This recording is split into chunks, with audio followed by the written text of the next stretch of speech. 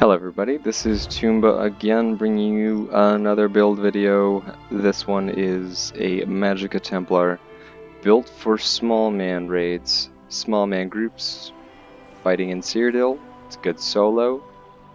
Magicka Templars aren't very good in large raids, unless if they're healers, but this build can be amended. You see I use Meteor here, Ice Comet, for when I'm with a larger group. When the group size builds and we end up having like 8 or more, I usually throw on Ice Comet because we're going to be fighting larger groups, not small players, not 1v1s, not 3v3s, but small or large groups, which means the Soul Assault won't come in handy so much.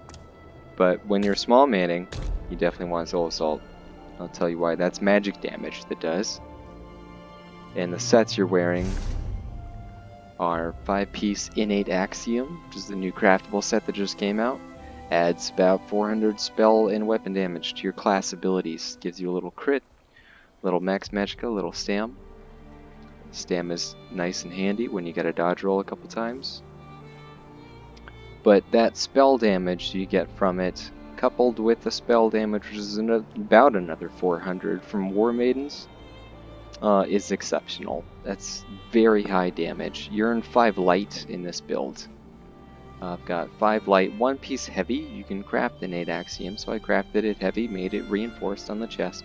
And the 2-piece monster I'm wearing is Mighty Tudens, because I do not like casting the rune to get my armor buff. I like to stay mobile, and when you're mobile, you're constantly moving out of that rune, so you're casting it like every 8 seconds. That's just frustrating to a player like me that likes to stay moving. Plus, it keeps me from having to cast another ability to keep it up all the time, or when I get focused and I have the choice between, do I cast a shield, do I cast a Breath of Life, do I cast a Purge, or do I cast my buff?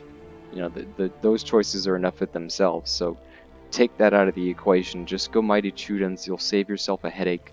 You'll always have your armor buff up. It's quite nice. Plus, it saves you a skill slot, so you can slot something else on your bar. What I have up as my bar setup is Major Entropy. Gotta have Major Sorcery. Gives you that spell damage for this build. Dampen Magic is your shield. Because you're wearing 5 light, you can use a shield. And this is the way to go. Do Dampen Magic, give yourself as big of a shield as you can. My shield with my food up and everything right now is, well, it's going to be about 8.7 when you're in PvP. Yeah, so back to skills. So you get Structured Entropy. When you start the fight, you get your buff up. Dampen Magic, you want to hit that too before you go in. You Toppling Charge, you knock the guy down, you close the gap, and you start jabbing away with Puncturing Sweeps.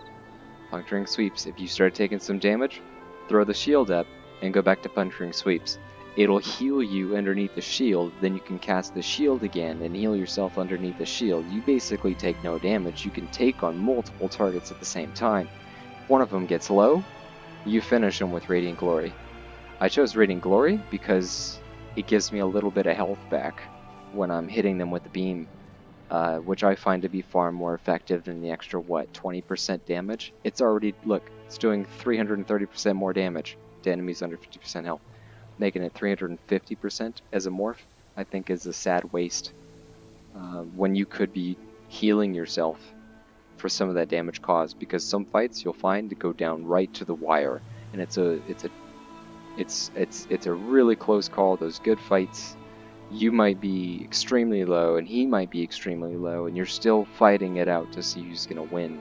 And if you're beaming him, because if you're still beaming him and he's trying to kill you, you might win that fight simply because you were healing yourself while you were beaming him, basically. And Soul Assault, again, like I said, that's an extremely hard hitting ability.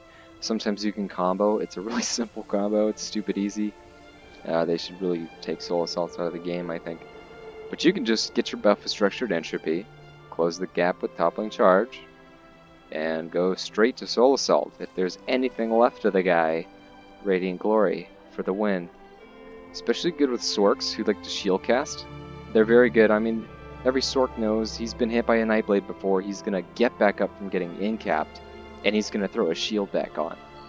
Well, sometimes if you can hit him with Toppling Charge and knock him down, he'll get up and try to cast his shield, but that Soul Assault just hits for so hard. By the time he's got his shield up, he's only got like 5% health, and you can just continually beam him, keep the pressure on him, and he can't do anything. You eventually finish him because his shields are taking way too much damage for him to sustain. It works. It does work. On the back bar, you've got dual wield and resto staff. You may have noticed it's dual wield, resto staff. You won't have the 5-piece to War Maidens on your resto staff, but that doesn't matter because War Maidens only applies that magic damage bonus to your magic damage abilities, and you're not using any magic damage on your resto staff bar, per se. Actually, there would be Javelin, but you've got Breath of Life, basically. That's your super heal. You've got Healing Ward. You'll notice I've got Healing Ward and Dampen Magic set up on the same button. So when I get up from getting CC'd, I can hit that shield on the same button. Makes things easy, stress-free. When you're extremely low, you want to be hitting Healing Ward first. If you get incapped by a Nightblade, hit Healing Ward first. It's going to throw up a huge shield. The shield is going to be bigger based on how much health you're missing, plus it gives you a small heal. And you can Breath of Life underneath that shield and you're back to full. And you've got a huge shield still, hopefully. You've also got Elusive Mist to help yourself get out of very hairy situations. That's the most useful benefit to being a vampire, in my opinion. Elusive Mist will save your booty. It's very, very effective. Javelin, you probably already understand how fun Javelin is if you're a Magic Templar or a Stamina Templar, but I have Javelin instead of anything like Dark Flare or all the other great options I could choose from in the Aedric Spear tree, the Dawn's Wrath tree. I mean, I would have loved to put Purifying Light up there. You can put Purifying Light up there on that back bar, so you can start with Purifying Light on that slot, and then switch and do your whole combo. Purifying Light is gonna burst after however many seconds. It's what, 6 seconds? It bursts and does another huge chunk of damage. So if you're trying to be extra bursty, I recommend Purifying Light on your back bar. However, Javelin, because when you get up from getting incapped, when some Nightblade hits you with Incapacitating Strike, you getting up and hitting the shield and then Javelining him will keep you from taking that extra execute, which might kill you. Because sometimes the delay on skills is pitiful in the game. There's lag and such. The Javelin will keep the pressure off of you. Plus, I can't tell you how many times I've hit people off the top of keeps with Javelin and killed them. And that is one of the most satisfying things about being a Magicka Templar. Or just Templar in general, I suppose. Plus, Extended Ritual. And here's why I chose this ability instead of the other purges. There are many purges, but this one is mine. It cleanses me from 5 harmful effects. All the other purges in the game, they only do 2 effects. This one cleanses 5. 5 is huge. I've seen my bar earlier. I was playing on this build today, and I had like a dozen negative effects on my debuff tracker. I could see all these negative effects, and I was misforming away from this group that was chasing me down. I broke out of misform, held block, and cast Extended Ritual twice. It's a quick cast. And that's it. And then I'm back to misforming. I mean, it's critical how much that will save you. And of course, it would be nice to sometimes when the group does get bigger, it's helpful to run purge for everybody else. this is the purge you want if you don't want everybody else to synergize to get their purge, because that one is well, this morph is a little cheaper than the other one. Plus, well, it purges everybody else without them having to synergize. However, if you're dead because you've had too many negative effects on you, you're not purging or healing or doing damage to anyone. You're useless. So I highly suggest extended ritual. That's why. It will keep you alive. If they don't have purge, that sucks for them. Or they should learn to synergize. Anyways, I've got the Resto Staff Ultimate as the ultimate on the back bar. Way better than the Restoring Light Ultimate Remembrance. This one, they cost the same amount of ultimate, but Remembrance sticks me in place and I can't move, and everybody sees, kill that guy. He's the healer, he's healing, let's murder him. So if you are running Remembrance, you might want to follow it up with a Mistform immediately after, and then try to Mistform to like the opposite side of the fight where they're not looking at you. And hopefully they don't chase you and murder you. Because in this build, you're in light armor. If you're not a good player, if you're not experienced, if you're not good at putting those shields up, you will die.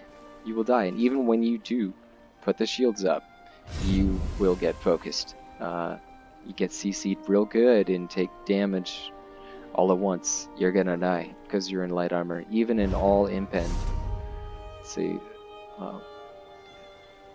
Pretty much all of this is impen except for the one reinforced piece. Yeah. But I'm telling you, the damage is amazing on it. And I do suggest poisons. I've got drain health poisons on my dual wield bar.